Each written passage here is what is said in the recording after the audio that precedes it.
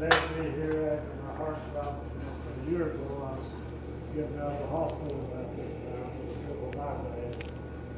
And I want to introduce our first illustrator here, Steve Williamson from Columbia, Tennessee. He was a millwright at the Saturn plant there in Spring Hill near Columbia. And he's taking blacksmith classes. At the time I met him, I think I was teaching wizard heads and horse heads and duck class. And we did so good. Francis asked me to take over his class. And I turned that class over to Steve.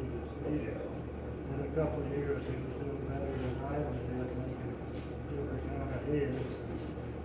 We got Darrell Nelson to come, and that really interesting. He'll tell you about that, I think. He's going to show us, I think, Buffalo first. Buffalo first. Okay. So here's Steve Williamson, Columbia, Tennessee.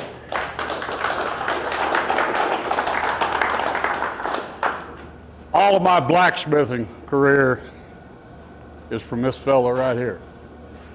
And he did a lot for me. He's still doing a lot for me. My shop, I do it all. My advertisement is, if it's iron, I can make it. And if it's broke, I can fix it. I can weld everything but a broken heart. One day I might be working on a combine. The next day I might be forging a handrail, forging some heads.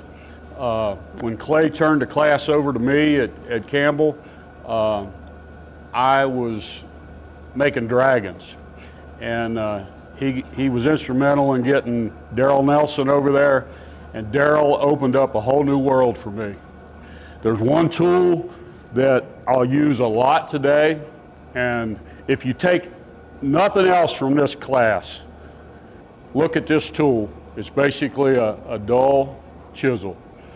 This you'll see when I do the buffalo head, this tool is 95% of what I use.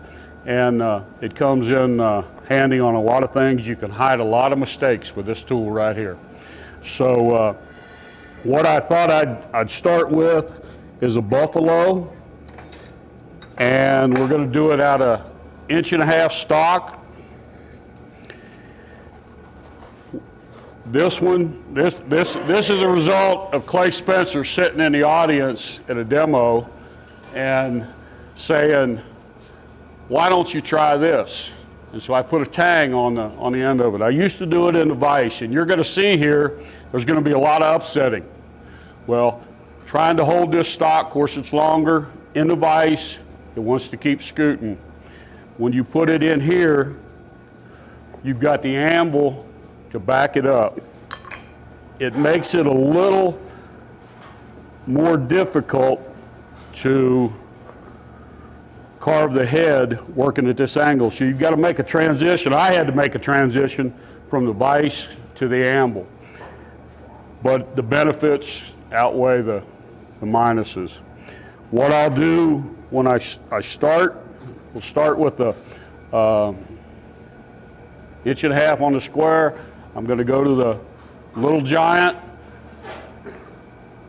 and pull this out to form the beard. Setup is everything. And these animal heads, if you get the setup right, everything else will kind of flow into place. And I had one fella in one of the classes, he was veterinarian. And I start the students out with a horse head because everybody knows what a horse looks like. And then we go to the dragon. The dragon is easy. But this particular fella, he just couldn't get it. He was trying to get too artistic with it.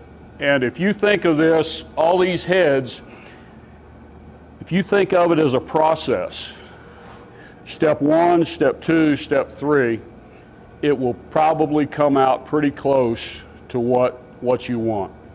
And you can modify it. The way I do things is my way. It's what works for me. What I recommend to the students is take what I show you and modify it. If anybody tells you that there's only one way of doing something, they're wrong. And the other thing I tell the students is there's 2 things in life I can guarantee. One is iron rust, and the other one is you're going to get burnt. and it's just a question of how bad. Everything, and again, I'm relating back to the class, and I'm going to do that here. If I talk about something that don't do this because you're going to hurt yourself or hurt something else, I can assure you that everything I tell you today, I have done. And all I'm trying to do is save you some pain and suffering. And it's up to you whether you lose it or not, or use it or not. Another quote that I use a lot in the class is, if you're dumb, you got to be tough. And if you think along those lines, you might save your fingers or whatever. But we'll go ahead and get started. I'll draw the beard out, put the hump in. We'll be done with the little giant. 95% of it's going to be right here. It's going to be a little boring in the first part because of the upsetting. And what I look for when I'm doing a buffalo is I want the head kind of rounded. You can do it real quick and get a flat face on there, but if you pay attention to the detail on the setup, it'll come out a lot better. So Making something the same scale as what's in your hand, or is it small? this was I think this is 1 1/4 inch piece, and the only reason I got it is I had it in a bucket. The other hard thing about all these heads is after you make them, what do you do with them? And what I did, I'll walk over here. This was the first door knocker. I mean, what do you do with a buffalo head? Well, my first thought was, I'll make a door knocker out of it. Well, after I did this, you see this little square right here, that's the knocker part. That just, to me, it works, it's functional, but it doesn't look good. So what I thought was, I'll make that into a leg. So I did a one-legged buffalo. My son walked into the shop and he said, a one-legged buffalo? He said, buffalo's got 2 legs in the front. So then it was like, okay, now I got to go to 2 legs. If you'll notice the one in the gallery in there, the legs take longer to do than the whole head itself. Because what you've got to do is, you've got to split this 3 ways. You've got the head out here.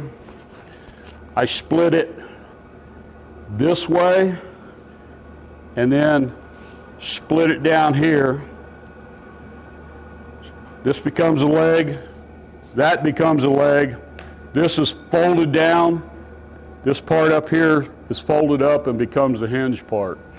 Holding that thing is a royal pain because you've already got the head done, and trying not to mess up the head. And it takes, like I said, it takes probably twice as long to do the feet on it as it does to do the head. But I think it turns out good. When I start a head, if I gotta do a demo in Alabama, they asked me to do a moose head. I've never did a moose head before. We got a store called Tractor Supply. They sell little plastic animals up there. I go up there and I'll get their plastic animal. I'll get on the internet and get pictures. And when I'm working at my forge, right along the side of the forge, I've got the pictures hanging. I've got the animal sitting there, and I'm working, and I'm looking at the picture, and I'm working on the head. I'm trying to make them as realistic as I can. This is my relaxation. If I get a big job in, big railing job, I got to get away from it sometime, and I'll go back to the shop, back in the forge, turn the music up, full blast, and I'm in my own little world working on this head, looking at that picture and working on this head. But I'm going to go ahead and give this to Clay, and we'll give me a, you can hold by that end. You got it where it'll fit, and just heat that end back there. Sure.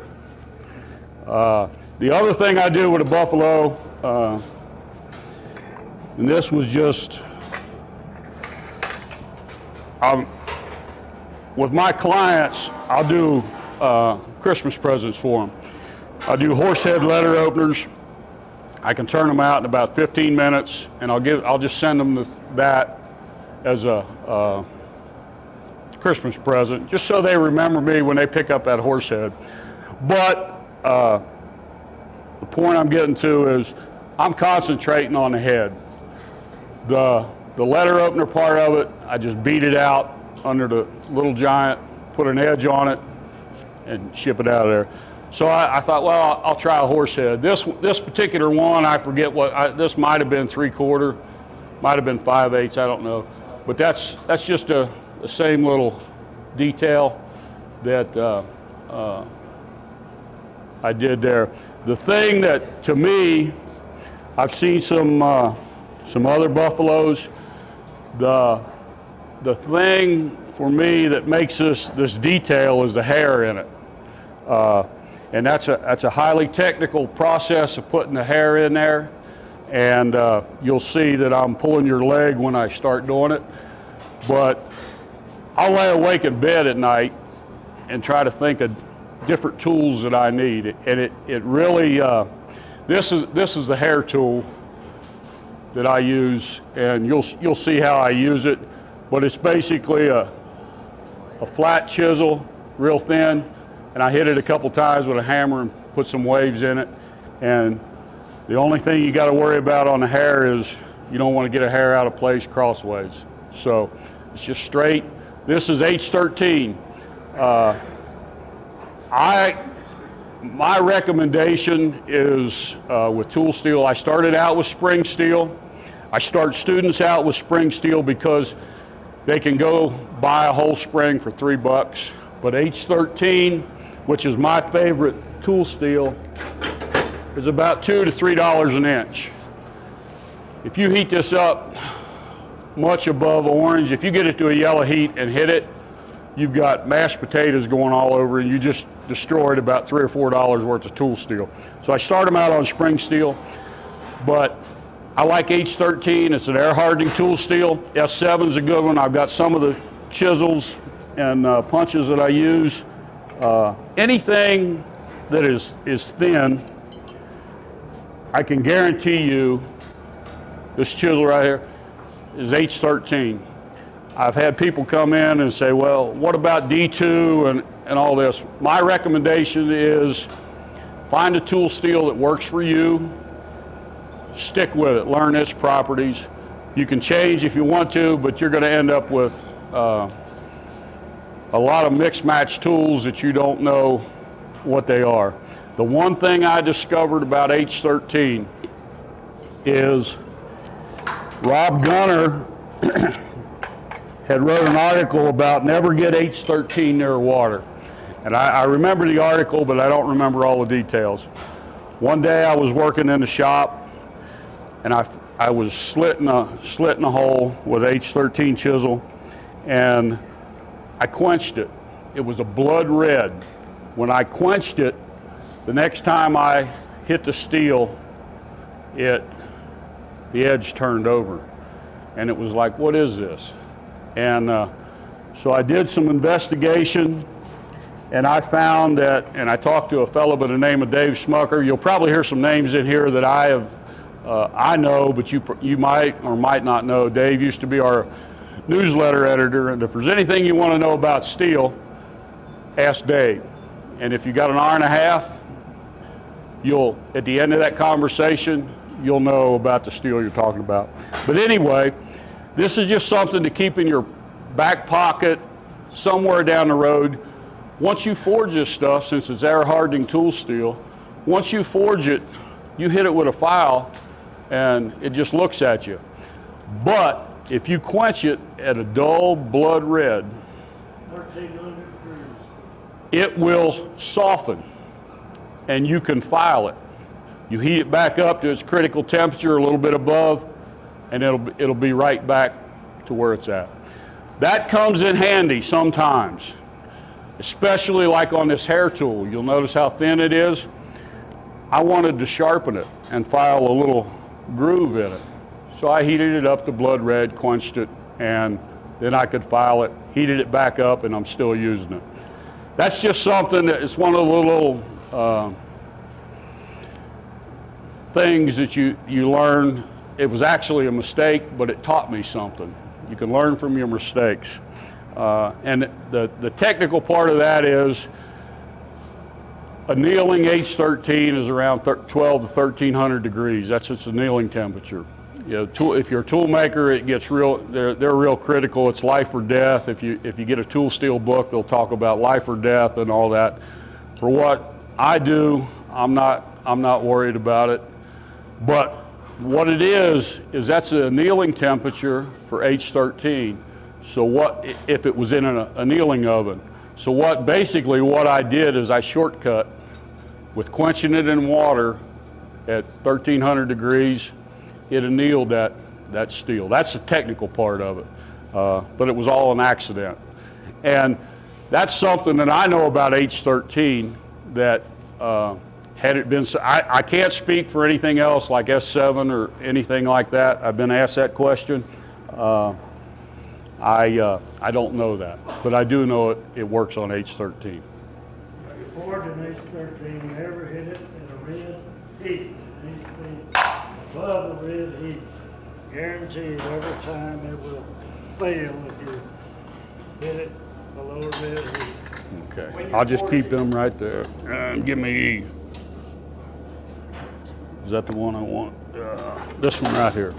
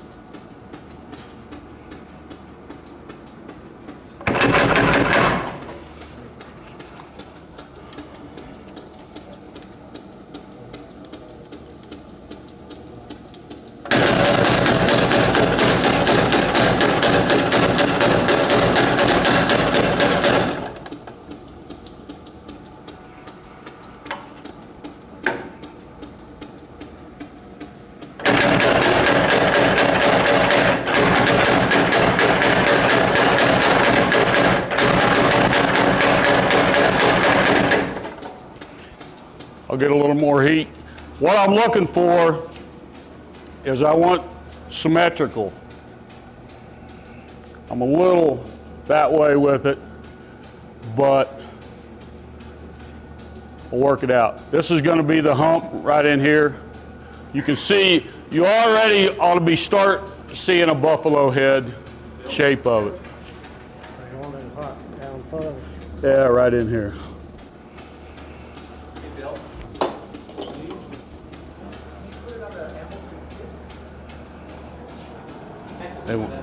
Next heat? Okay. Questions? Are you concerned about the show at all that forms on that thicker material that comes up? I don't know. No, I'm gonna make that disappear. And if I still end up, I'll probably end up with a line in there, but that's gonna play right into my beard that's gonna come down below the,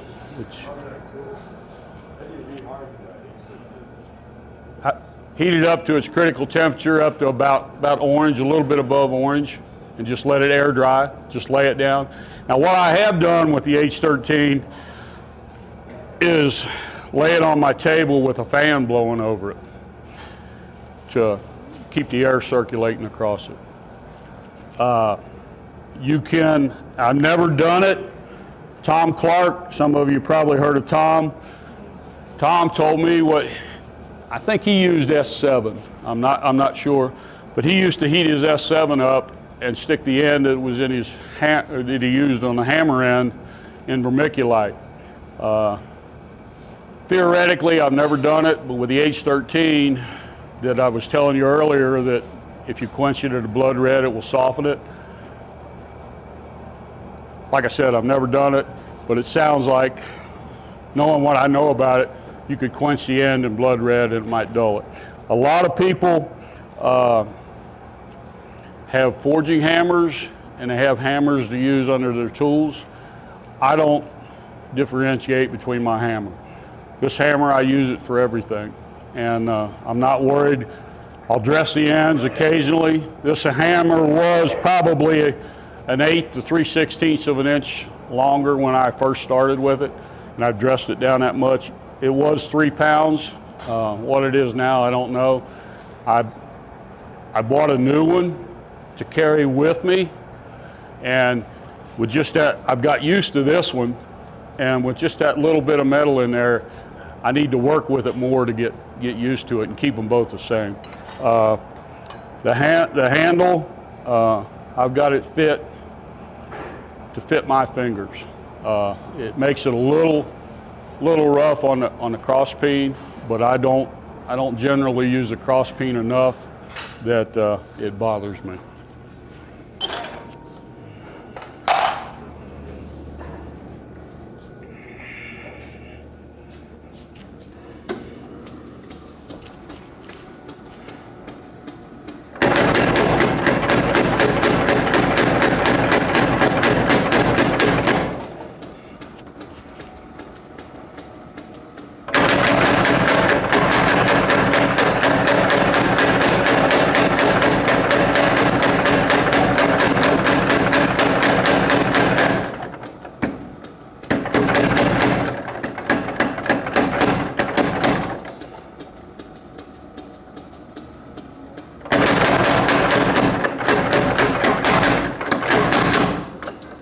When you get down to this part right here,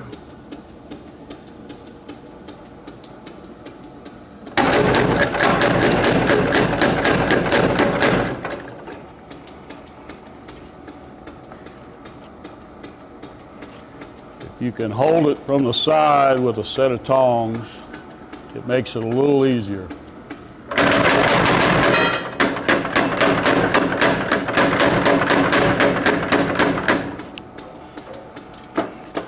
Okay, we're pretty much done with the blue, or I'm just gonna, the top moves a little more than the bottom. Another thing, just like you saw me do right here, I have done on dragons, I've laid it on my shoulder. Right there, don't do that. But there's what we're looking at. You also notice I've got the bird's mouth in there. I'm not worried about that. That's going to be covered up.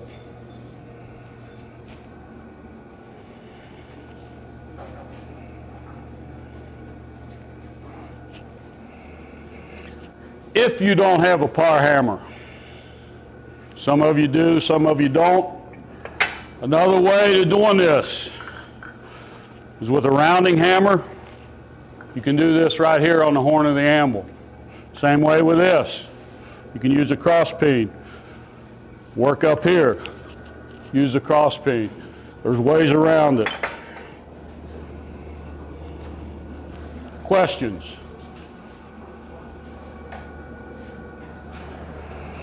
I've only had one dumb question. I usually make the statement, there's no dumb question. But I was doing a demo, and I was doing some box joint pliers. And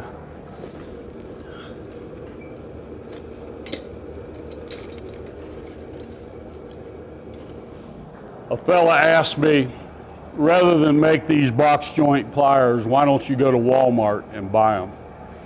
And I had to tell him right there that was a dumb question, because there was no response that I could get. He didn't get it. And some people, they just don't understand. And but that's the only dumb question. So feel free to ask me. Dumb questions, the ones that don't get asked. Exactly. I get a lot of students come in, people come in the shop, and I teach classes at the shop, but the younger people come in and they don't have any inhibitions. They'll ask you something, and I like it because it makes me think, why do I do that? And so for me, there was a big transition from being a student to teaching, where I had to think a way to tell the student how to do it and why. A bad answer is because that's the only way I've ever did it is not a good answer. Now you might get some scale right there.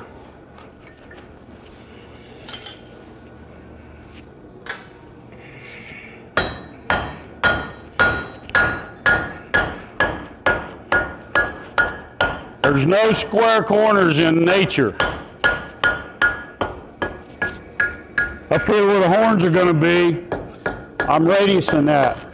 What I'm looking for, I don't want that fold like we got back there to come along the side, because when I cut the horns in this thing, if there's a cold shunt in there, it'll show up. So I'm radiusing everything. I don't want it folding over on itself. You can see right now, you can hear it. This upset, and if I was doing it in a vise, this thing would be sliding all over the place.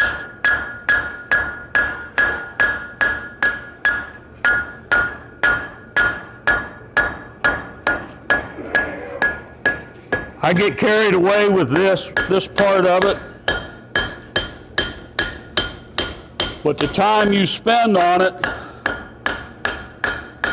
will pay off in the long run.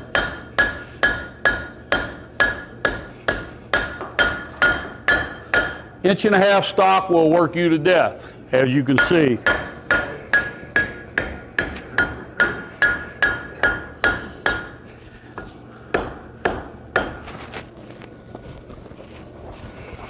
I'm just going to fold that. I got some heat there and I'm tired of working on the face. I'm folding that hump in. The other thing that you need to do, and I need to do more of it, is wire brush this. You can't wire brush enough. On my anvil at home, I've got a hook that my wire brush hangs right there, because if you lay it on the anvil, it falls on the floor. I'm getting old enough that I'm tired of bending over. So that does two things with that hook right there. That reminds me, hey dummy, you got a wire brush. So, and I probably won't do as much as I should, but if you can get in the habit of wire brushing it, you're going to end up with a better finish in the end result.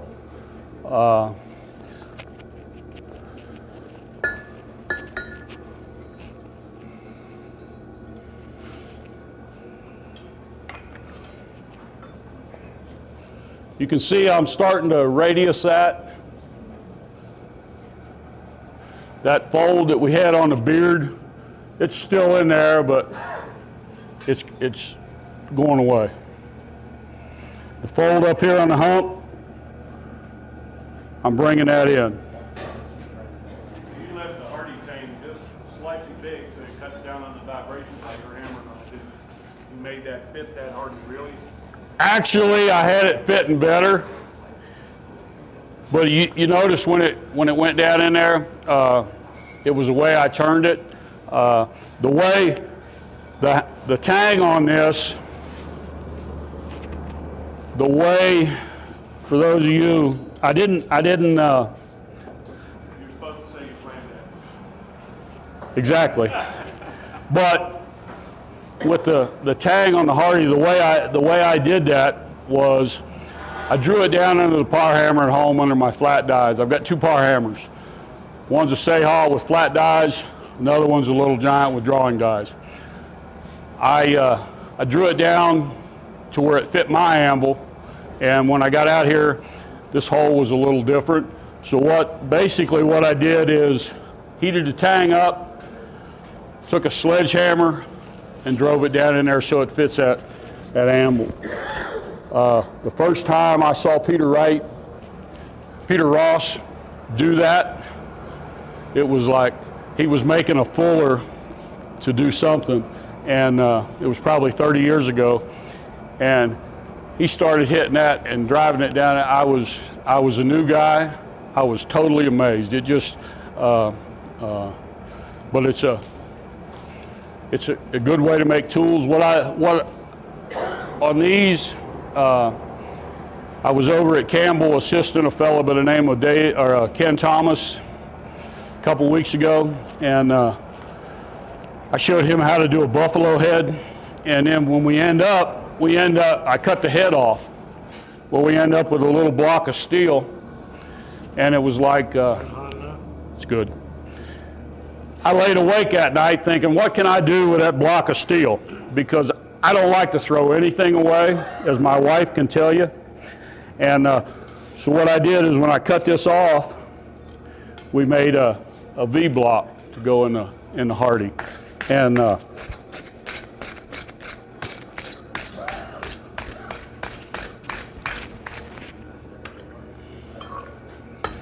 inch and a half is the biggest I've ever done one of these out of. I've got some 4-inch square stock laying outside the shop, and I'd like to make a buffalo head out of it, but I got to get in the mood. And you can see how this inch and a half is working.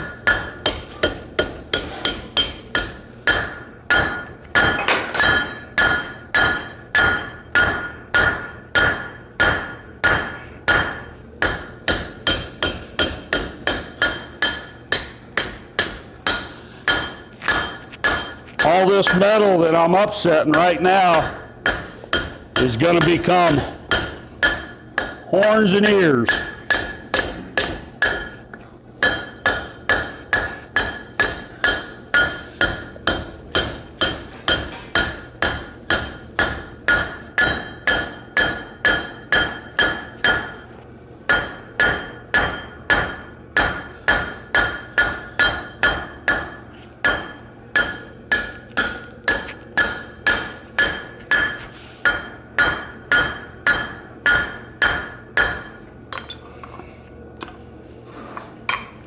The more you can do this,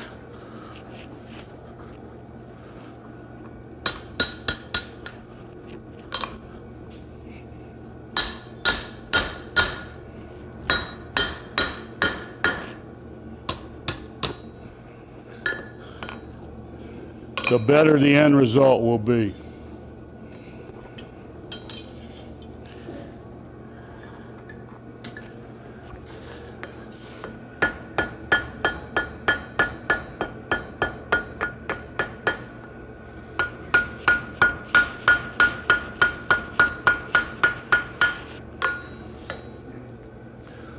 But if you'll notice,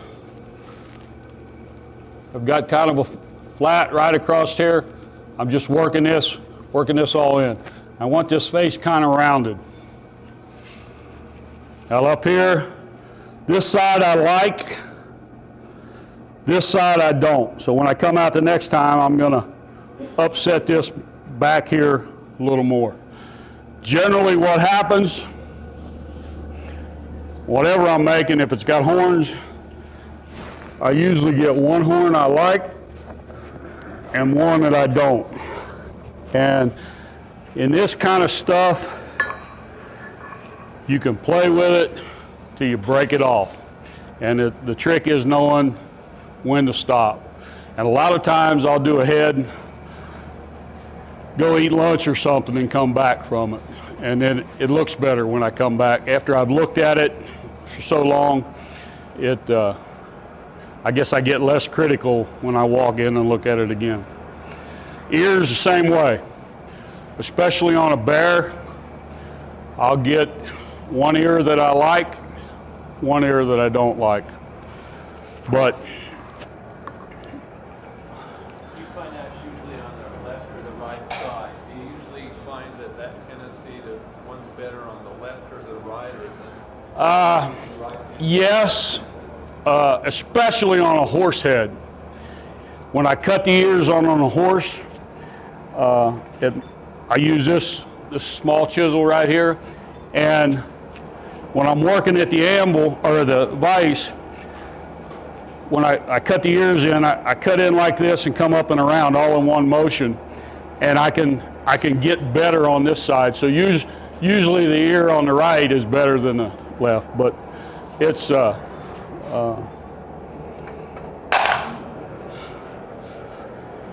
horse heads. I'll talk a lot about horse heads while I'm doing this. I spent probably 3 to 6 months making a horse head, trying to get a horse head that I liked. A lot of different smiths make horse heads, but I wanted one of my own. And it's been my experience that if you put a horse head on something, people that like horses will buy it. And that also, Dale Nelson will tell you the exact same thing that I did. That was my opinion, and Dale made the same statement one time, and that gets back, nothing against horse people, but that gets back to, I did a show at the community college in our town, and I made 2 horse heads out of 1-inch square stock and just bent them over so that they sat in a showcase. And some lady called me and she said, what do you do with those horse heads? And I said, well, they're just for this show, just an example. And she said, well, how much are they? I said, they're $100 a piece. And she said, I want both of them. She had no idea what she was going to do with them, but she liked them. And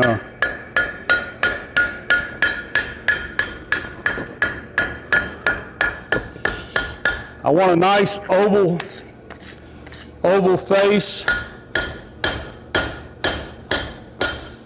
I'm setting up for my ears and my horns now, and the nose.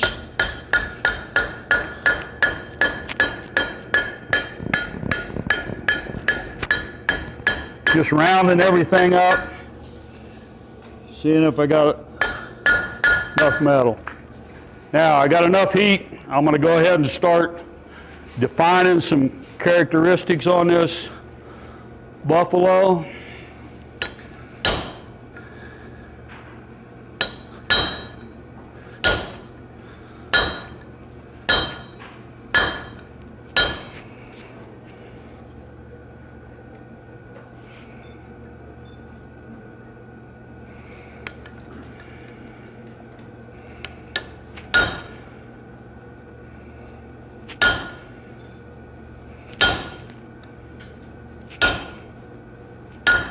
I'll generally work on one side.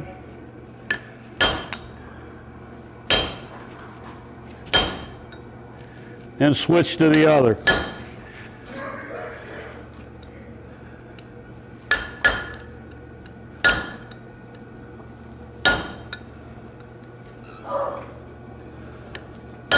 All I'm doing is marking it in.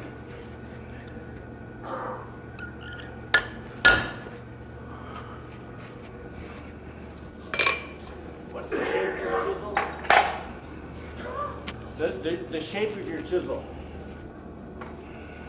I call it a fuller.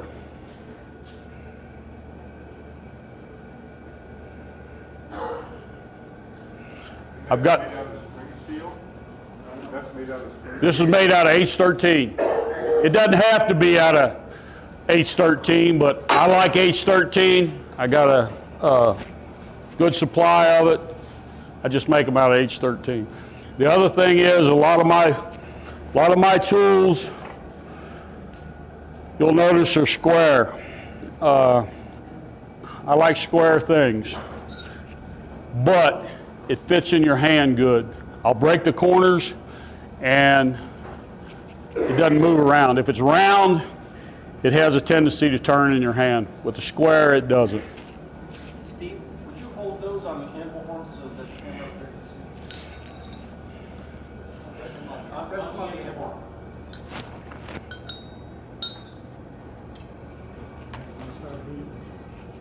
Yeah.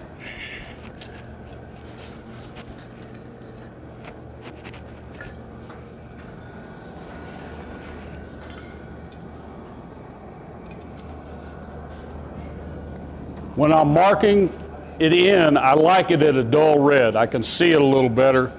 That way when I come out an orange, I can find a groove with my fuller.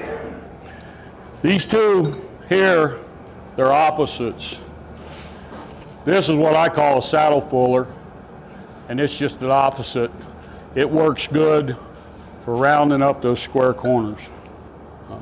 It's a little tricky. You want it radiused in the inside. It's a little tricky to make, or at least for me, but any flat edges on it will show up in your work. And the other thing that you'll notice is the back of your hand is going to get warm working on this stuff. Kevlar works. This particular glove right here, John C. Campbell, is $15 for one glove. I always wear them out in here. You can buy them for $15 a pair at other places, or used to. But what I got away from these, the only reason I got this one is I got the Campbell and I didn't have my hot mill cotton gloves, so I had to buy this glove here. But I buy these by the dozen.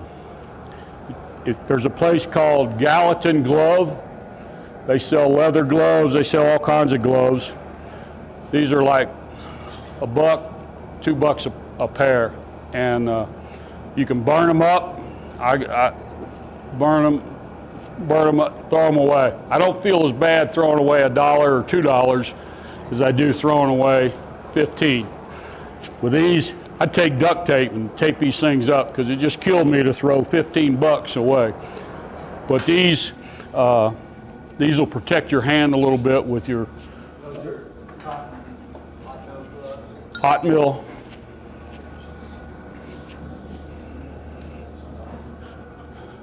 I've got a lot of right-handed gloves laying around my shop that are brand new.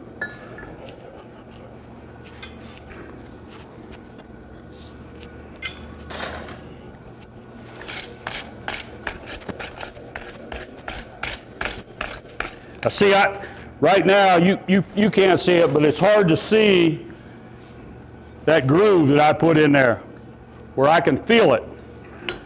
Can't necessarily see it, but I can feel it.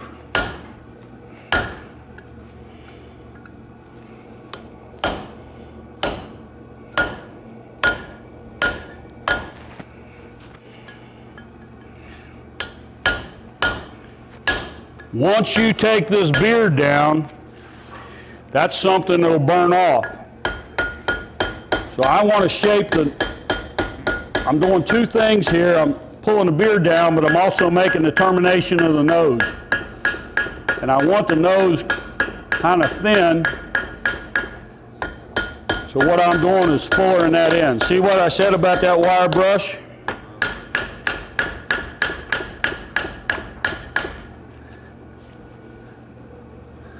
I'll work on the side.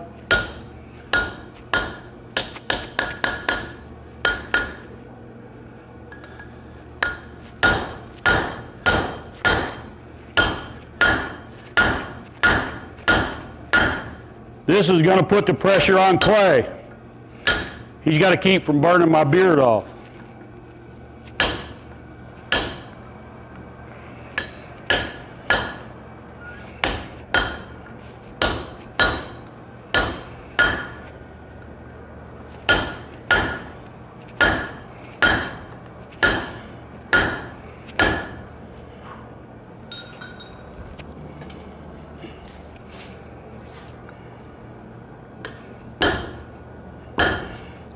Okay, I'm getting a little cold now. I'll stop and show you what I've got.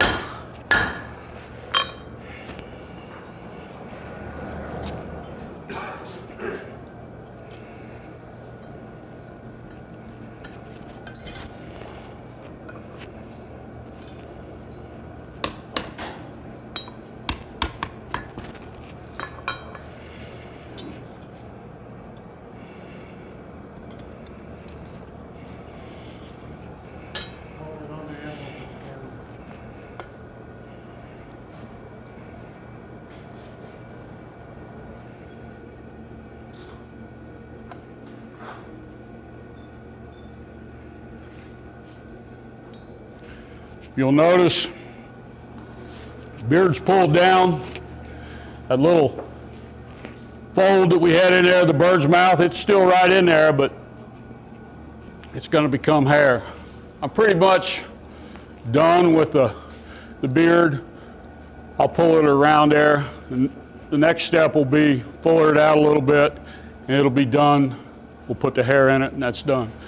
If you'll notice right here, this is still kind of wide right here. I want to pull that in. That's going to become the nose right down here. This you ought to start to see. This material right here is going to be the horns. Down here will be the ear. The other thing I learned in the first class I taught was don't point with your finger. I had a little older lady in the class. It was a beginning class, and I don't even remember what she was making, but when she brought it out of the fire and she'd hammered on it, I was pointing to tell her what she needed to do with it, and she shook a little bit, and she shook, and it stuck right on the end of my finger. First thing I learned when I was a teacher. That came into play. I've got a friend, Ron Nichols. Clay knows him. He was, in fact, it was in Clay's class. He was helping a fella at the anvil, showing him where to hit. The guy was hitting.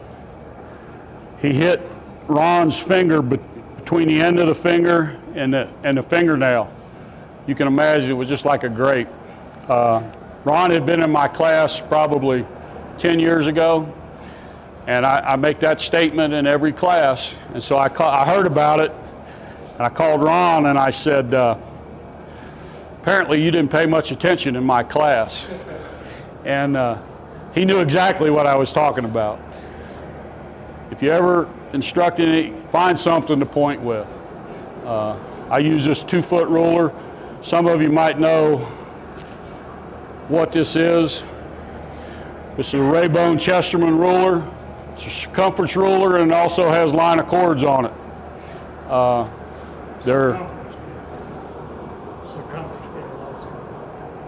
They're kind of hard to come by, but and make some of them that just have circumference on them. Some of them just have line of cords. But after the demo or sometime today, look at this ruler.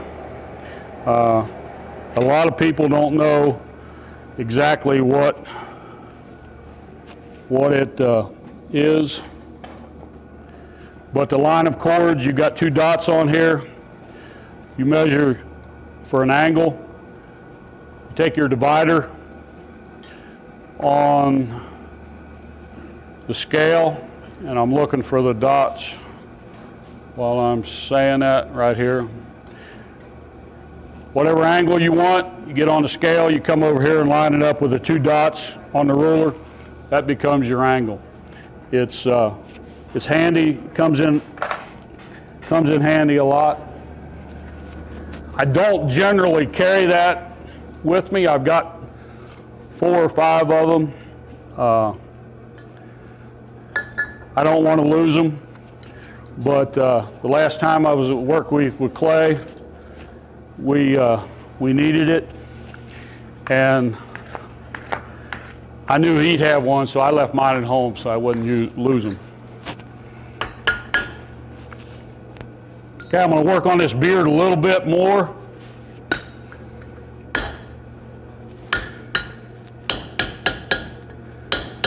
That's folded back on itself, but I'm not really worried about that. All I want's a nice tapered beard down.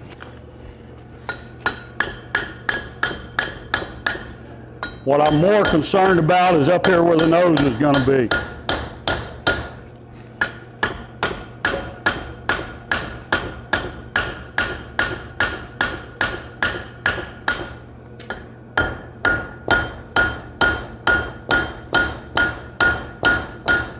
When I'm fuller in this like I'm doing, what that's doing, I'm pulling the metal in, but the center is staying, the center of the nose is staying in the same position. So it's making that nose kind of cupped. And I like that look on the buffalo. In my opinion, buffalo should look like that. So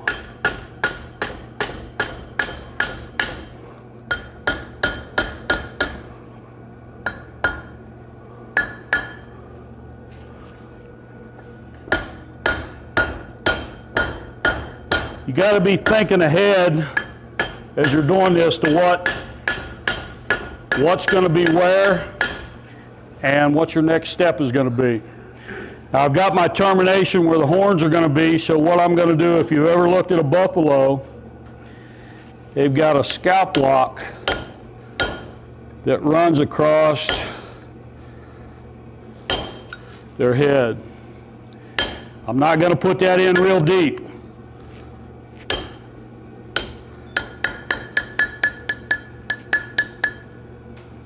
That's going to do 2 things for me. It's going to help me center up the eyes, and it's also just going to be a little change in the texture of the hair right there. All I'm looking for is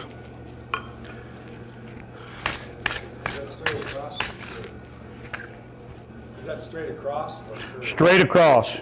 I'll take it out of here and show you. And that's done with the fuller.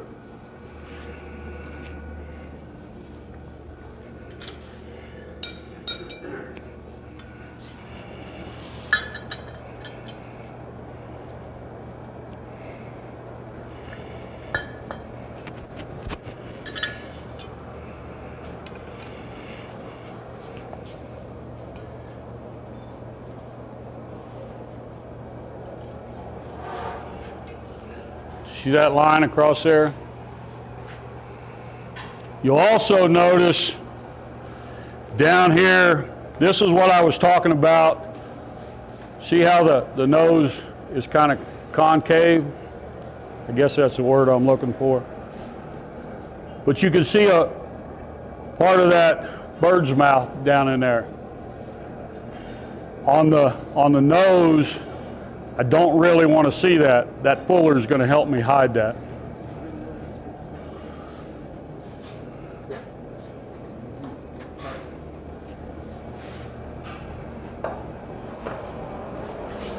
This point right here, when you put that in the fire, it's a no-no. It'll burn off quicker than everything else. Leave it on the side. That particularly comes into play with the dragon, with all those horns and appendages sticking out there. So do you use the same tool for the small heads, like that letter opener that you have? Do you use the same tools, or do you have smaller tools? Each head that I do, depending on size, I've got a set of tools for that size head. When I go to class, this is a smaller version of what what I'm using. This particular tool right here, when I go to teach classes, this is probably 30% of the tools that I got. I could fill that thing with hand tools, because each size you do, and I let the students use them.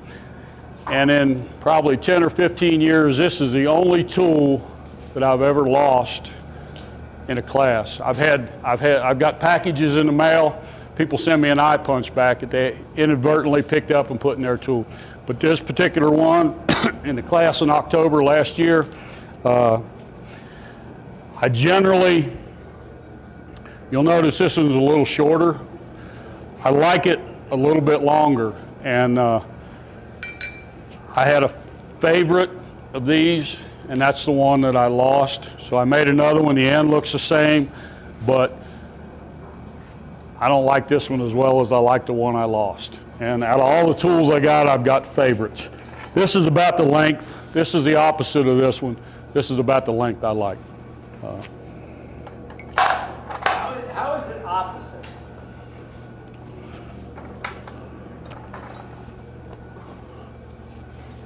Okay, right.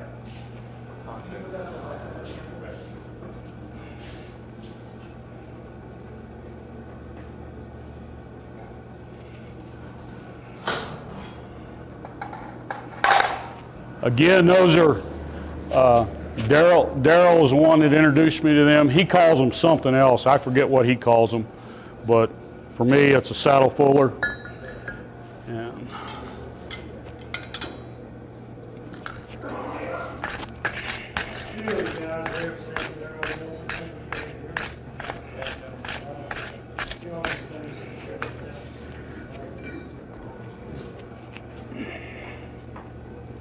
okay, now I'm going to start. Run a workshop in St. Louis, Blue Blues shop.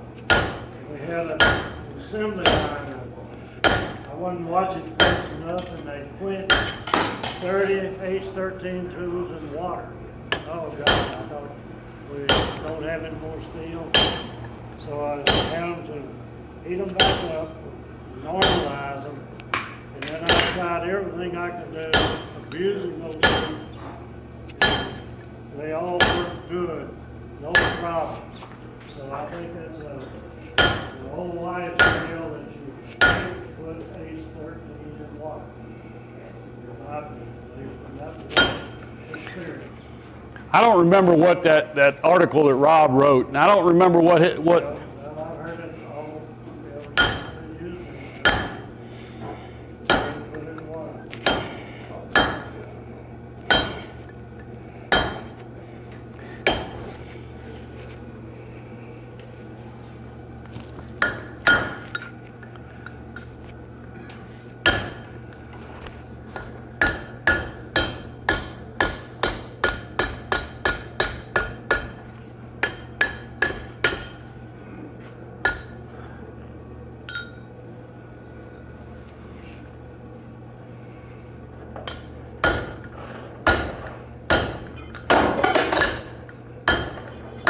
You're going to get a workout sitting there. That's all right.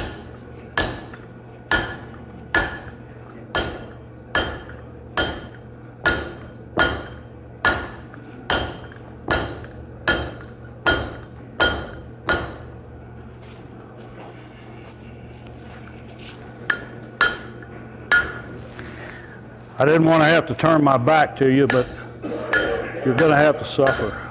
See the camera. TV screen.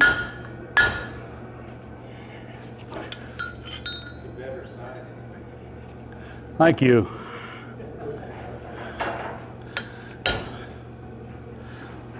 I'm defining the nose right now.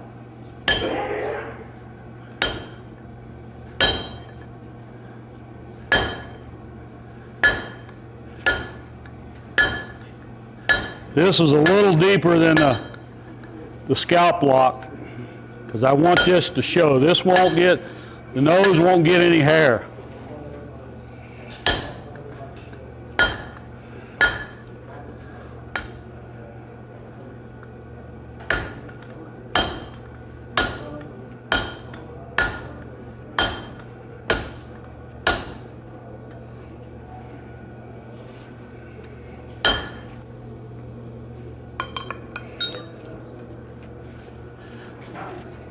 I try to go as long as I can without cutting those horns in, because I've already got the beard that will burn off on the bottom, and when I cut the horns in, I'll have them on the top that'll burn off. So you can see I had to find the nose there. I'll probably bring this in a little bit more. Come back. I've got it right in here somewhere is going to be the eyes. I'll come back a little bit more with that, and then fuller this around, get it all set up before I start cutting it in. Do you normally work in the coal fire, or do you? I work in a coal fire. I like the smell of coal, and I can get it hotter. I've got a gas forge. It's got its applications. If I did the Nashville City Cemetery. It was probably built in the 1830s.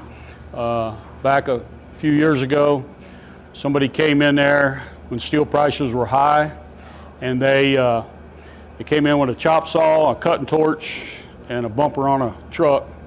And the cemetery is probably 25 or 30 acres, mausoleums in it. It's all rot, and they ripped probably 85% of it out, took it to an antique store and tried to sell it. The antique store guy recognized it. He called the historical commission. In the meantime, the guy had taken it to a junkyard and sold it. They tracked it down and got the guy, got the steel, and put it in a room probably as from this wall straight across.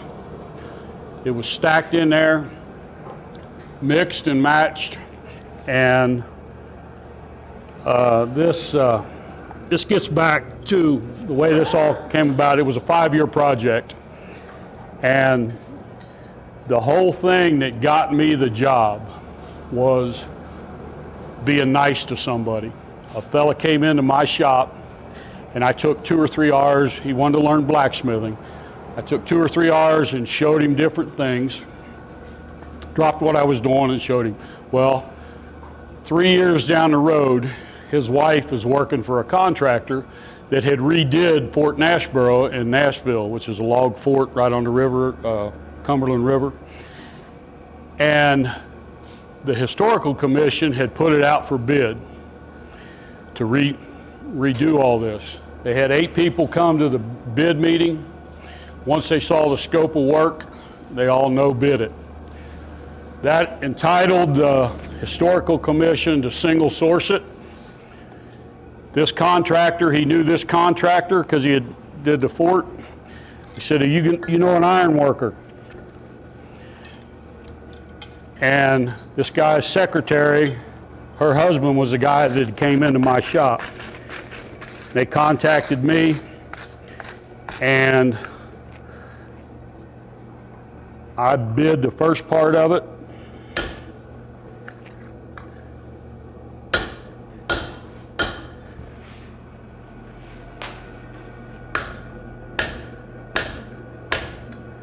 And once a historical director came out, he told me when we started, he didn't know me from Adam. He told me, he said, I want no hex head bolts, no pipe, and I assured him, I said, I'll do it just like the old guys did it. Well, he was still leery. He'd been burned a lot with contractors. Some of you have dealt with contractors. Some of you are probably contractors. They can be, they're all worried about money.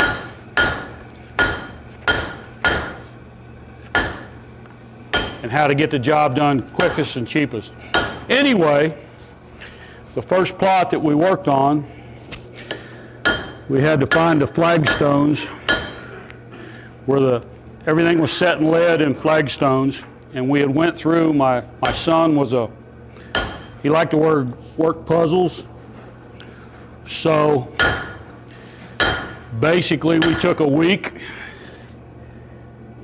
cataloged everything, what pieces were together, were similar, and then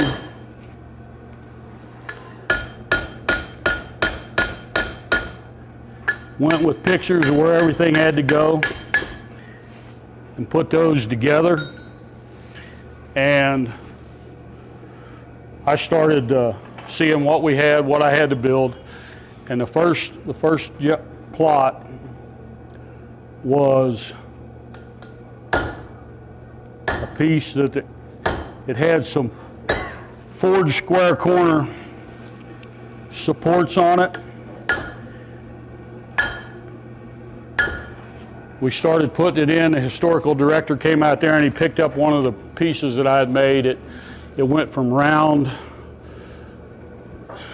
round picket in the fence, came down, came around like this, and went with a 90-degree square corner and went down into the limestone.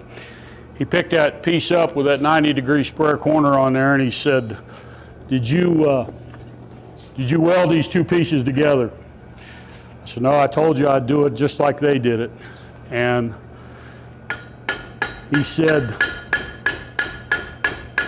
you don't know how long I've been looking for somebody to do this kind of work.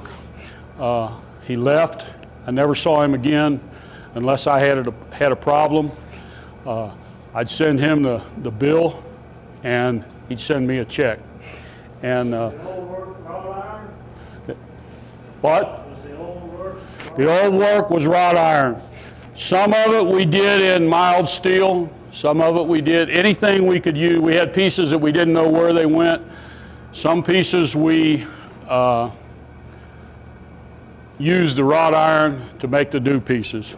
The fun part of the job for me was I'd see these pieces that these old guys had did, and it was like, why'd they do it this way? And then it was, how'd they do it that way? And it ended up, the first part of it I had bid. Once we got that part of it done, the director said, give me a per hour price and we'll go with it.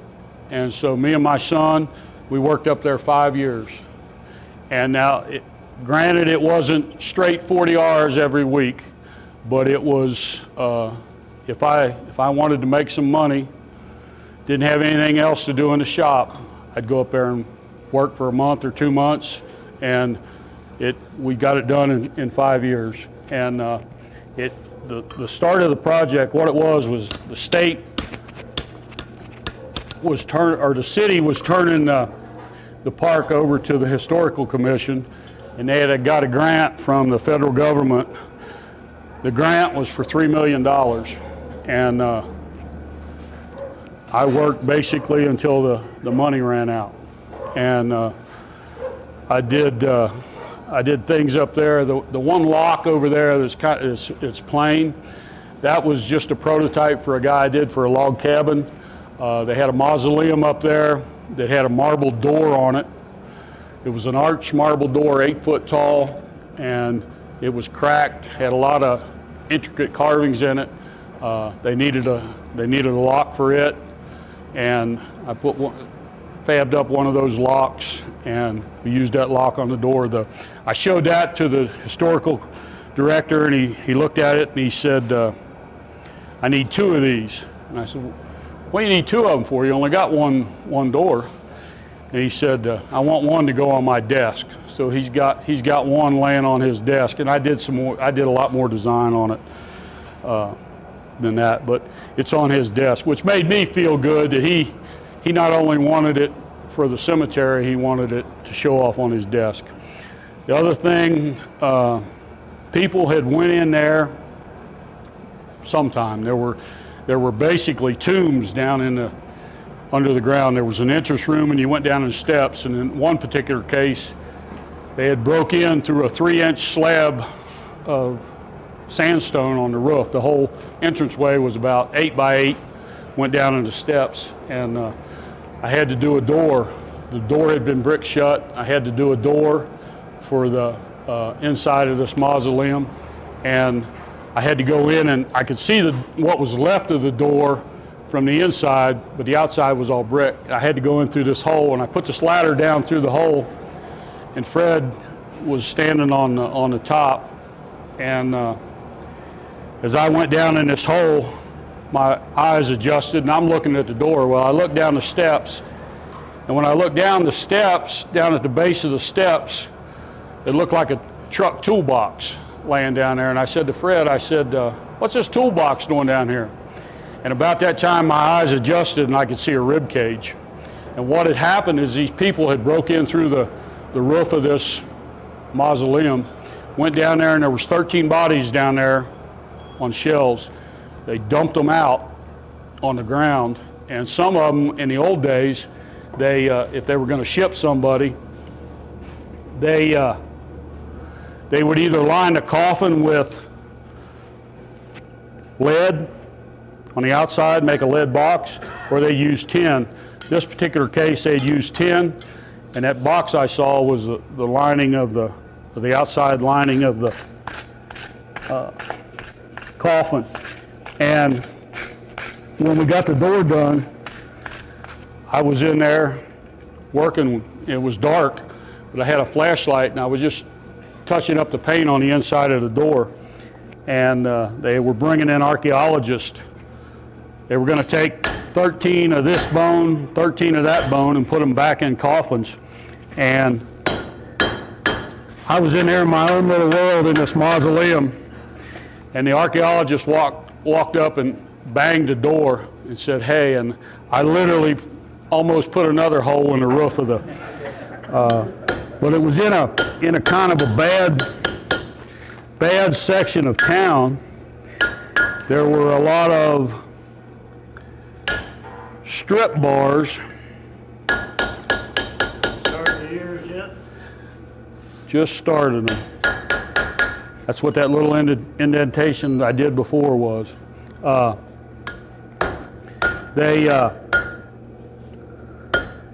There was one woman that came up there. I guess she was a stripper, but she was in this cemetery taking pictures. Had somebody taking pictures, and we looked back there, and here was this gal laid out on a tabletop monument, buck naked, for everybody to see. And we saw a lot of different sights. One time we were up there, the biggest problem that I had was the people that cut the grass. I'd put a rail up, section of rail, fix it. I'd come back next day and it'd be flattened. They'd run over it with their dump trucks, and we were working on a section one day, and a cop pulled in. And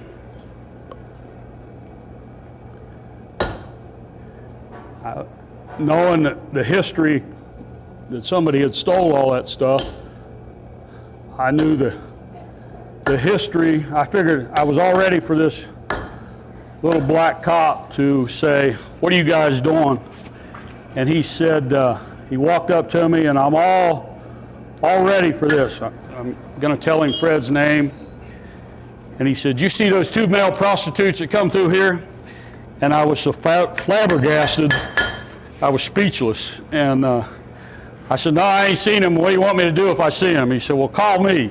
And it was just, it was interesting for the job and the people. Did you just use a center punch on the eye? Is that What I did was I started the indentation for the ears. I used a center punch for the ear. I'm getting everything set up. for cutting the horns.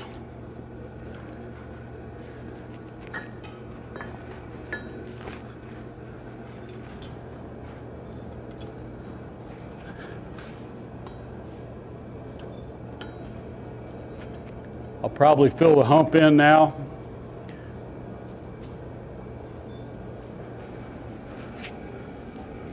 There you can see this metal right here is going to be the ears. The eye is going to be somewhere right in there. This, I told you earlier, the straight lines in nature, this straight line right here, that's going to have to go away. I want that radiused.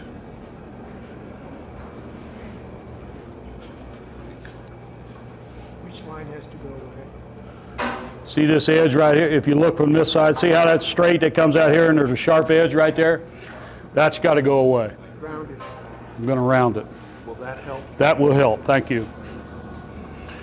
Again, this back here, I'm going to pull it together while I'm got some heat there. Close that up, and you'll see how these fullering tools help you hide things. So for a lot of us that we work with smaller stuff, let's say we're working 1/2 inch, 5/8 or something like that, vice is probably still the best. Vice is the best. I've never done one out of 1/2 inch, 3/4, 5/8 is probably the smallest I've done. And people don't seem to understand, if you give them a price on a smaller piece, why the price is higher. It's harder to work that smaller stuff than it is to work the bigger stuff. Or at least it is for me. Steve, have you ever taken the time to, like, what steps first and like second, third, fourth, fifth? I know it's automatic for you. No, I've never, Like if somebody in this class wanted to, really help to understand. Like if you could go back over the head, I don't know, maybe it's not worth it, but if you could just like really quickly just say an update of where you started, where you Okay. are now. The question was there steps? First steps, pull out the chin. Second step's the hump under the hammer. Third step's upset it. Fourth step, pull the beard out. And the beard, get it before you do the nose, the line on the nose. And then scalp lock, horns, set them back and cut them out. The other thing, I am a firm believer that you can't have too many tools. I think if I teach a class, I'm more, if I teach or even if I take, end result, if you use my tools and make this buffalo head, when you go home, guess what?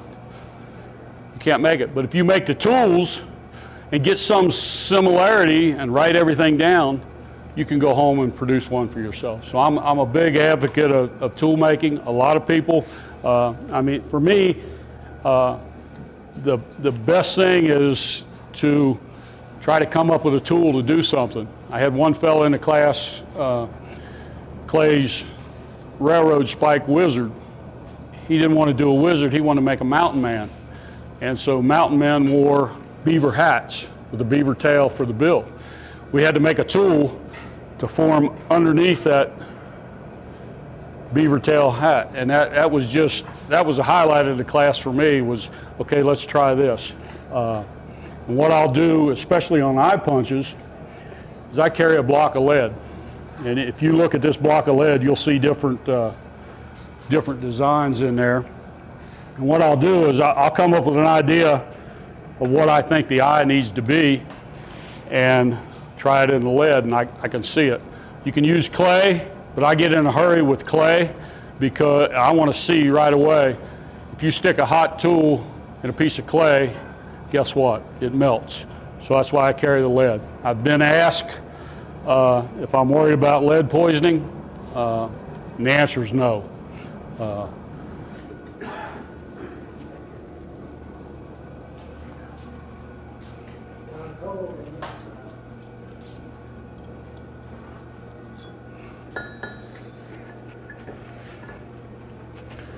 Now I'm going to start closing up that hump. The other thing that I use is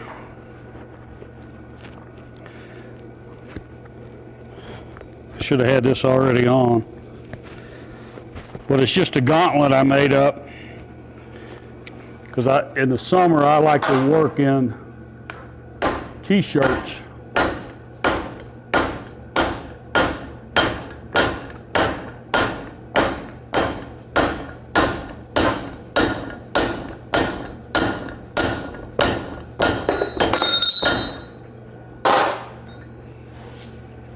All I'm doing is coming down the top of that.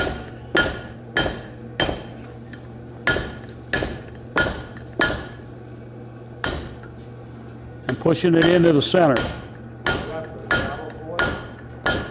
No, this is the round fuller.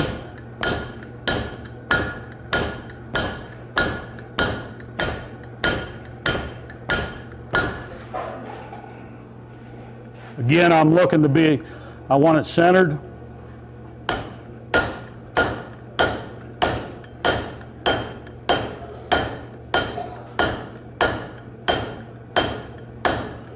Now I'm going to switch to the saddle fuller that I got it in.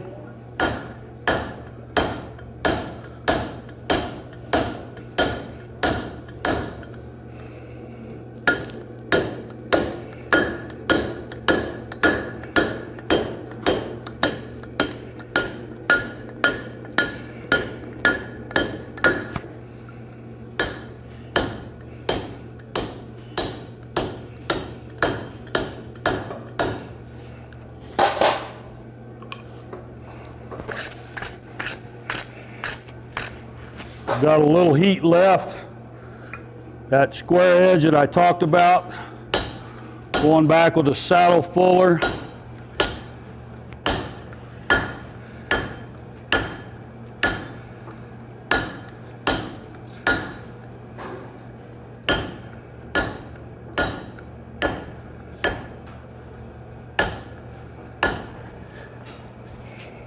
Whatever works. You can get in there with your cross peen.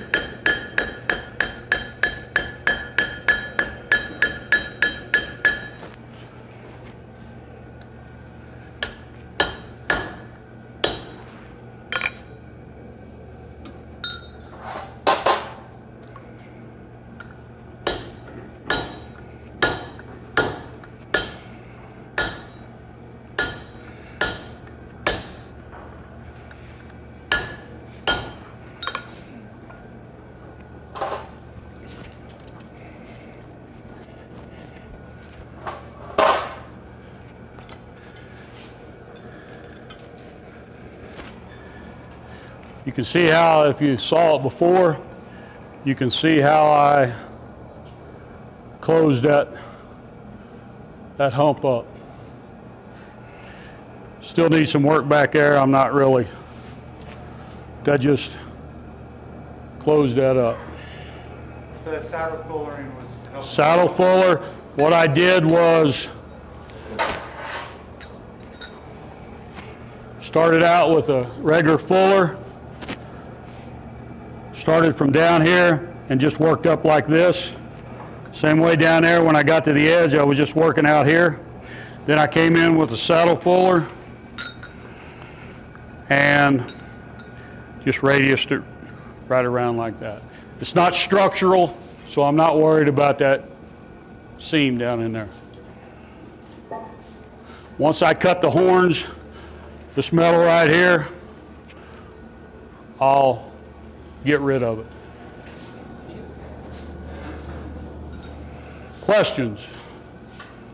Okay, so the reason why I asked about the gas forge is then you don't have to worry about burning the beard off. Exactly. And the other question is, do you ever use just a torch to heat it up? No. It kills me to light my torch. I got two torches. I got one with propane and one with acetylene. The propane runs a rosebud, but it's still, I'll do anything and everything to keep from lighting my torch. Because when I go buy a tank of acetylene and oxygen, you know, it's 75, 100 bucks. And I just, I don't, on the horns sometimes, especially on the Dragons, I'll use a torch to tweak them. But I like the coal forge. Gas forge will work. The only thing about a gas forge I don't like is I've got to have such a long piece, and either that or use the tongs on it and the heat coming out of there. I don't like it. Basically what it boils down to for two reasons. One is I like the smell of coal, and two is I like that I can get it hotter in my coal forge than I can in my gas forge. That's Beer has been up in the fire ever since it was turning over a little bit. But the gas forge, like I started on that about the cemetery, a gas forge I can load it, and I was doing a lot of finials. I use it for that. If I've got a lot of things to do, I use the gas forge. If I've got something like this, I like the coal forge. That's just me. You could do it. You could do it either way. There were some other questions. You ever use pneumatic tools for some of the chasing and stuff like that? No, but at the cemetery, I did that mausoleum door that I told you about. It had the door design that they came up with. It had like 250 rivets in it, and 3/8 rivets. And I laid it out on a layout table, and I did 3 rivets that I bucked them, monkey tooled, and with hand. And I said, something's got to happen. I'll be here for a year. And what I did was I took an air chisel, and again, I was in a rush. So I just cut off one of my chisels, forged a doming tool out of S7, I believe, and welded it on there. That finished the job. If it broke off, I welded it back on. Then we did a railing over at Campbell. Some of you probably sent in pickets for it. My job was assembling it all, and on the tenons on the pickets, I forged I took an old air chisel and the chuck that went into the gun. I made a die so I can make them, and I forged a couple complete ones out of H13, and we used that. But especially on the hair, and you'll see that when I start doing the hair. Steve, what are you doing right now? I'm putting the ear in with a small fuller.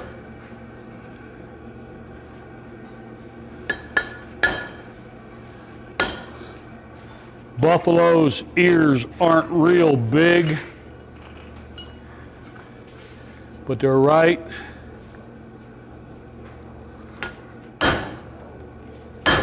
at the base of the horns.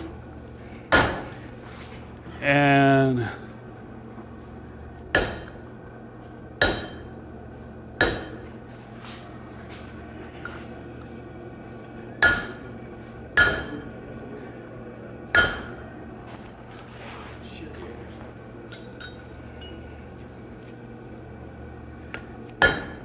the eyes are kind of in between the termination of the horns and the ear. So I don't spend a lot of time on the ears. This beard,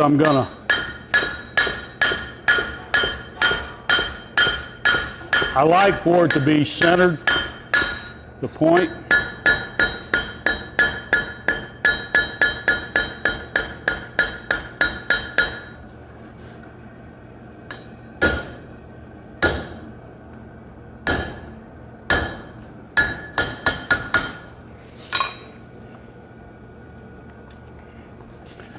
Again, I'm doing everything that I can do before I cut those horns in. That was your mouth. What? The last cut was your mouth. No, the mouth is the very last thing that I do on the buffalo. If you look at a buffalo, his mouth's down, all I do is chisel a line across there for the mouth. But that's, a lot of times, the buffalo, I don't even do the mouth on it because I forget it. See, I got the ears shaped up, smaller, fuller.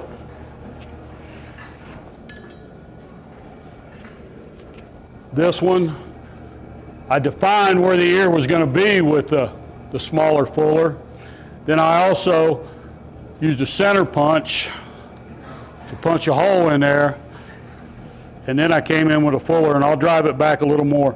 All I'm looking for is when somebody looks at it, they can see that, hey, it's got ears on it too, rather than the horns. So I don't spend a lot of time on the ears with the buffalo.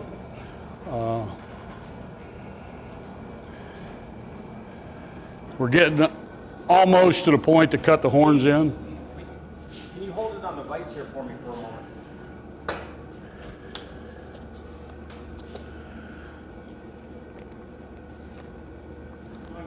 On your tools, Steve, you're not concerned with drawing a temper, right? You don't need it harder at one end and softer at the hammer contact surface? I don't.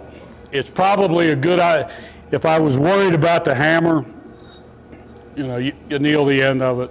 The one thing I do is I'll radius that since it's square. If it's square, it concentrates the stress and it'll chip off. I've never had one chip off. That's not to say that it won't happen, but I'll go to the grinder and radius it a little bit, and it. The H13 comes in an annealed state, right? So you can work it right from the Forge it. Now, I order my H13, of course, at Chattanooga, Southern Tool Steel, and they got decarb free, which is I just had a discussion. The reason I'm bringing this up, I had a discussion. The salesman came into the shop and we were talking, and he made the statement, well, decarb free is more expensive. And I was under the impression that it was cheaper. And so we had some talk, but come to find out what it is anything 6 inches or bigger that a machinist is going to be machining, decarb free is a little more expensive because it basically takes a scale, they take the scale off of it. It doesn't have a scale, they finish on the outside. For what, anything from I think it was 6 inches down, it doesn't make a difference in price. In fact, it might even be a little cheaper. But You order the length, or you cut it? no, what I do is I'll call up Southern and say, I need X amount of feet and I generally get 5/8 stock, and they ship it to me, and then I'll take it when it sits in a corner. I got one corner that's all my tool steels, spring steel and everything goes in that corner. When I'm getting ready to go to a class, I'll take a couple sticks of H13 with me, and I am when I take a class or when I teach a class, especially if the instructor, my wife took a class where she did a Nantucket basket.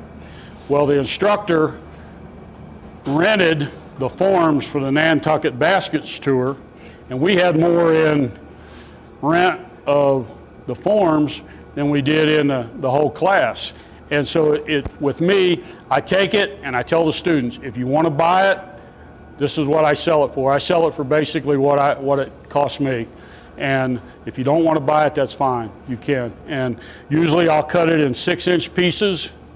And out of a 6-inch piece of 5/8 H13, and this might even be longer. Yeah, this is 6 inch. This is what I cut it in. I can get a tool, a chisel like this. This chisel has a specific use for cutting in horns. I'll get that, and then I'll get a little nub of it. And the nub, I make handles and weld them on the nub. Because When the H13 arrives, is it in round stock? it's in round stock. You can actually draw it out then to the length you want. Draw it out. When you weld that, what do you weld it with? 7018. I preheat it, and if I'm going to weld it to something,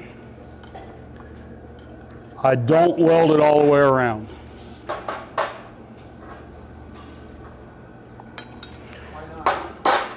Because it breaks. Right, Clay?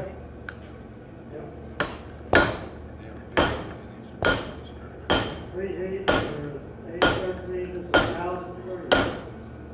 Say that again? Preheat for H13 for welding is 1,000 degrees. Red hot, almost, it's red.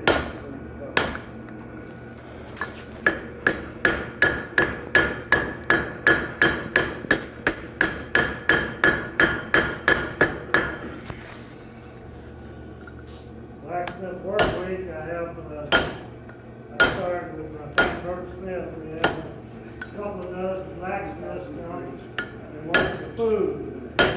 All the tough jobs, the big jobs. This guy here is one of the my main man. Big tough jobs.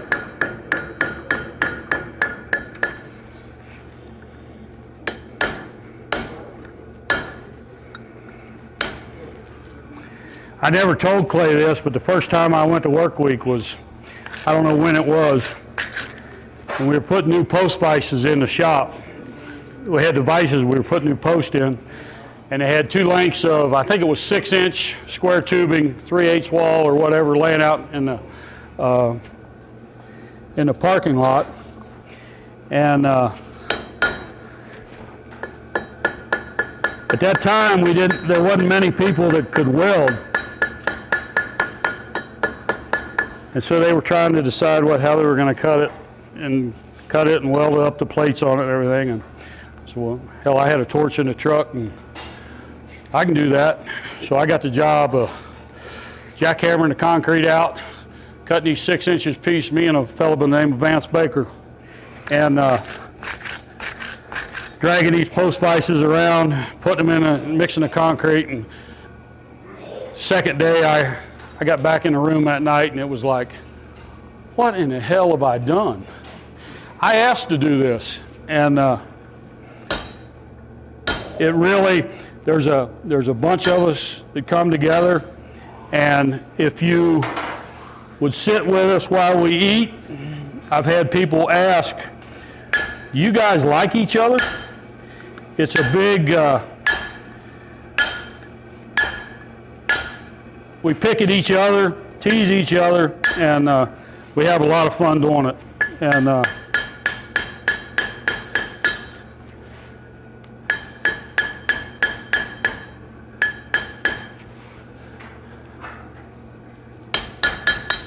I'm just getting everything done that I can possibly do before I cut the horns in, because it's going to go really fast after I cut the horns in.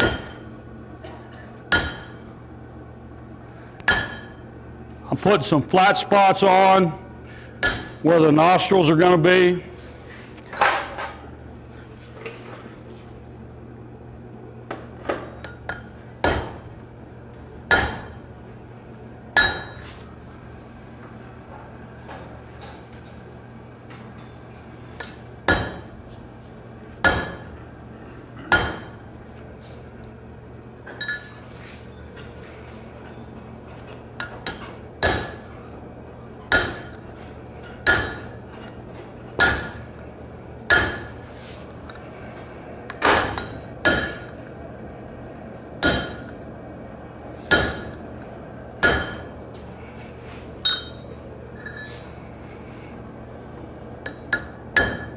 I like, on all the animals I do, I like big flared nostrils.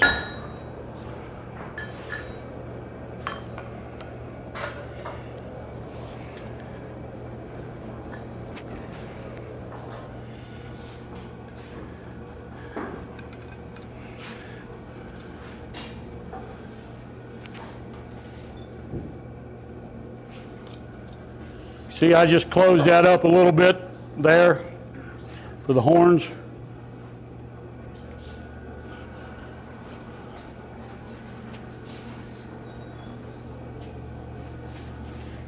You said all the animals you use, you like what? The animals, I like big flared nostrils. Steve, can we see it here on the vise again real quick?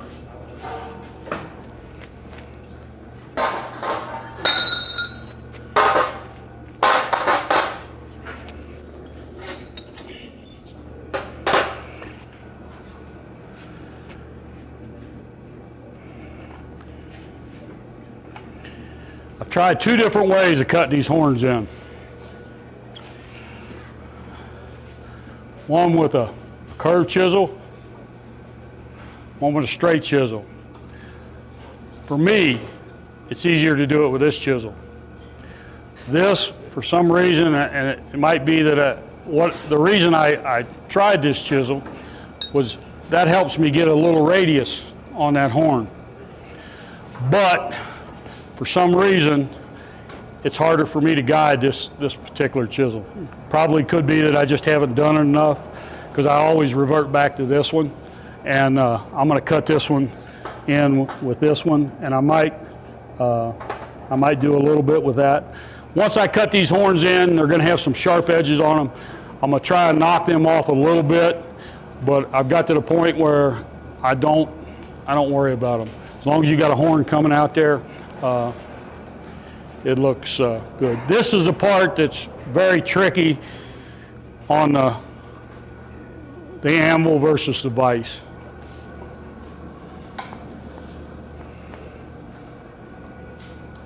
Ernie, some of you went to his class and you've been out here.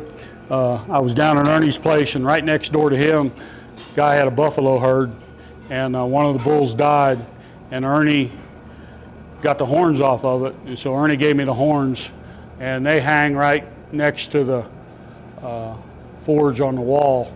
So I can look at those horns when I'm doing the horns of the thing. The hardest thing that I had to find was the hoof of a buffalo, because if you look on the internet, all the buffalo are standing in the prairie grass and the hooves are covered. So I looked through probably hundreds of pictures looking for the hooves. Finally, it ended up that basically I took a cow's hoof. I know what they look like. I was raised on a farm, and that's what, so buffaloes have got feet that look like cows, in my opinion. You guys are a lot closer to Yellowstone than I am. Steve, we're going to take a break in 15 minutes so they can. Okay. Taxidermy is a great resource. I think you should go to Yellowstone, take it as a business. We were out here a few years ago.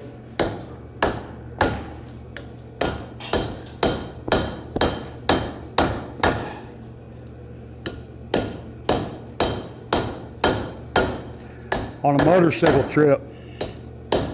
We were headed to Sturgis, and when we got to Sturgis,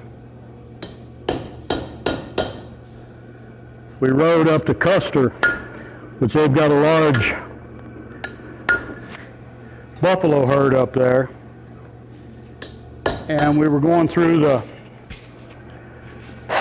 park, and there was a big bull on the side of the road, and we're on a motorcycle, and my wife says,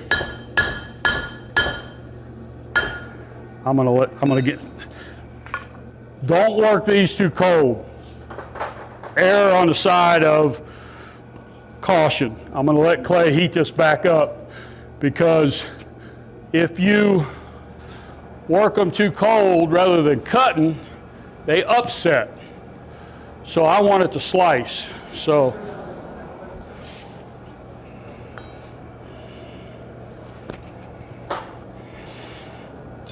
anyway, my wife says, stop, I want to take a picture of this buffalo.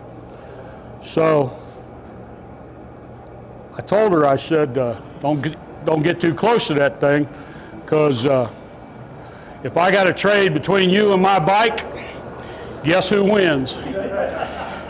And as she's walking back the highway, a park ranger came by and he said, ma'am, he said, don't get too close to that thing. He said, because we just had a photographer last week, his assistant got too close to that bull, and he hooked him and gutted him and killed him right there. Well, as soon as she heard that, it was like I didn't have to worry about my bike, because she was hot footing to back up to the. A 200mm lens for that camera. Exactly. And one time, and I can't tell you why, I like buffalo. The nostalgia of them, I guess, I don't know. But anyway, in the paper at home one time, a fellow had a buffalo listed and for sale, and I went up there. It was $900, and I went up there. I was going to buy that buffalo, and we run some cattle on my place, and I was just going to put it in with the cows. Anyway, when we went up there, the guy told me, he said, I'd love to sell you that buffalo. He said, but if I sell you that buffalo, you're going to have to go up to Lebanon, Tennessee, and buy another one. And I said, why? He said, because buffalo are a herd animal. And if you've only got one, it's going to start wandering looking for other buffaloes.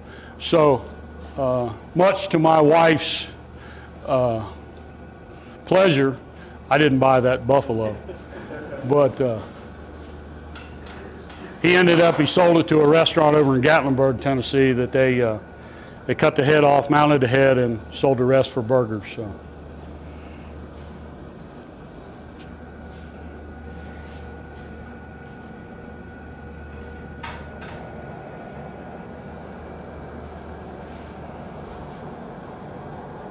So you said if you work it too cold, the tooling will upset instead of... It upsets rather than slices.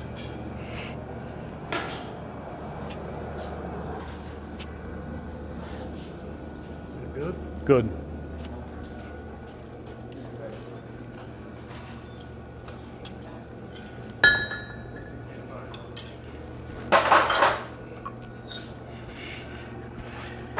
This motion, you can't.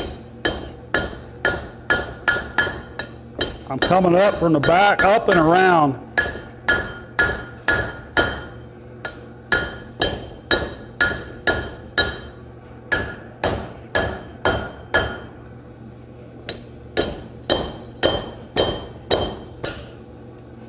That's another reason why I wear a glove.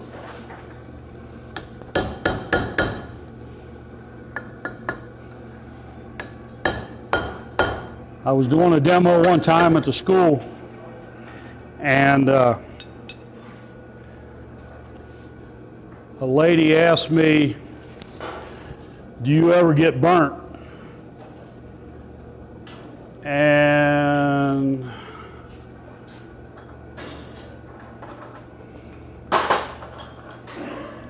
just as she got the words out of her mouth, the chisel slipped off, and I didn't have a glove on, and my hand, she was sitting in the front row, and my hand hit that hot steel, and there was a puff of smoke, much like that glove right there, only it was my skin, and you could smell it. And I looked at her and I said, does that answer your question? I'm closing up this hole that was left from where I cut the horns off. It's getting a little cold.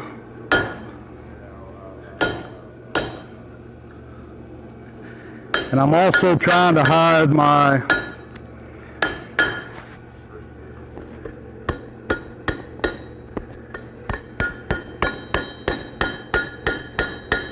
my cut line.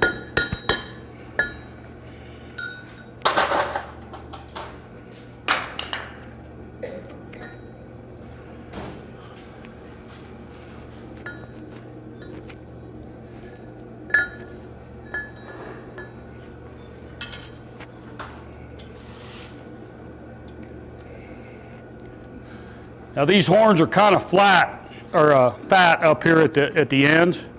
So what I'm going to do is, when I get a heat, I'll come in here and work this down in here. In this type of work, hammer control is everything.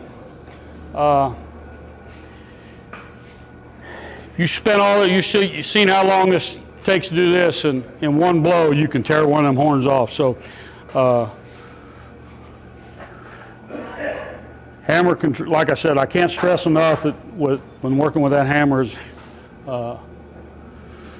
learn to hit where you aim.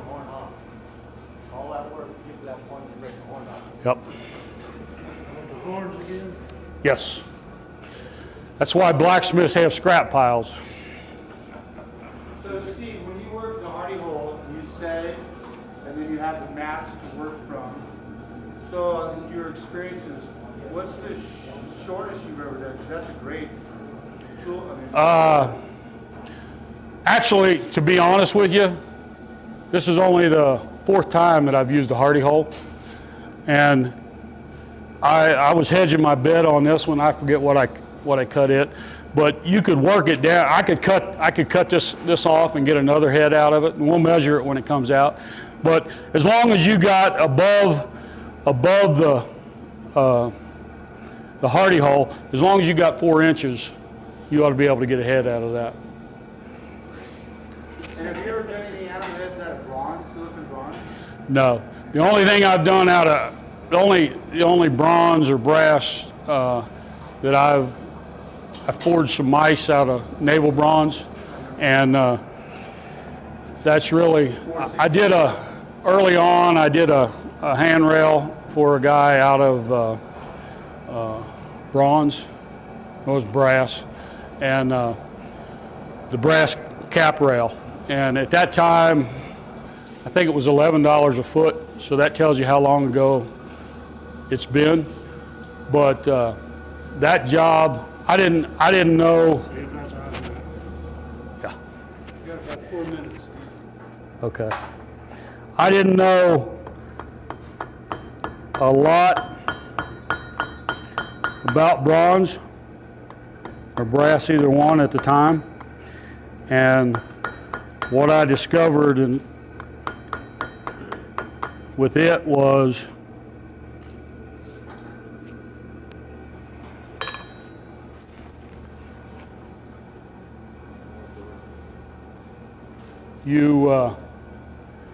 until you can lay your hand on it,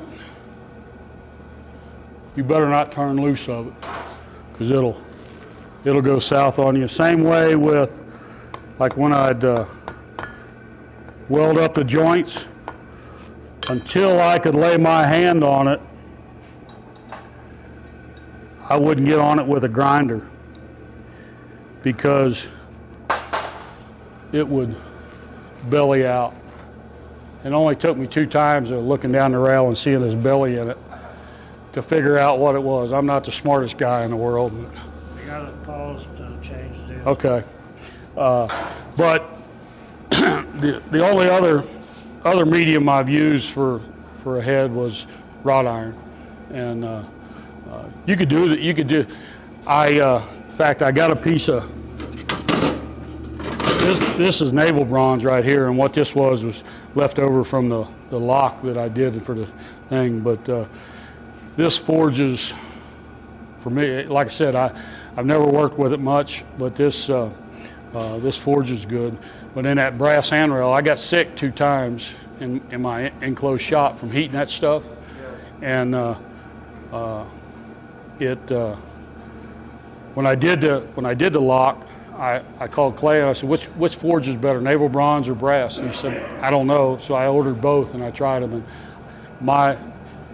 I could forge the brass, but it's less forgiving than the bronze. This is 464, I believe, naval bronze. Now, silicone bronze. I know you and some other people told me silicone bronze forges real good. I've never done it, but So changing conversations back to that 5-year project at the cemetery, what was the finish? What was the finish over the metal? Just left it outside? it was painted black. No primer, painted black? What I used was no, I did primer it, but I also used it was a paint that was had a primer in it. You only have to put one coat on it, but the spec said that they wanted it primered, so I primered it, and it holds up. And I've since done work that I didn't primer it. Just for I experimented with my daughter. I did her a gate, and I didn't put any primer on it. And it's ironclad is the name of the paint, and it holds up very well. But